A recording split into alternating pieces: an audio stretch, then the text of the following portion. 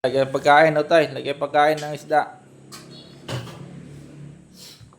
Doon. Doon, dito. Malapit sa kanya. Yan, pagkain. Sige. Yan, meron. Yan, ano mo, ganyan mo. Salo.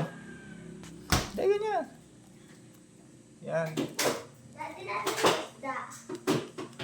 Yan, pakain ni Utoy. Doon. Ba't hindi malinis? Ayaw mo na. Sige. Tama na. Hindi. Yan na, nakain na. Yan na. Ba't ang dami? Baba, do. Yan, nakain na. Nakita mo? Gusto naglinis siya si Utoy. Hindi pa malinis. Yan siya. Kakainin yung kina. Yan na, kinakain, no? Nana.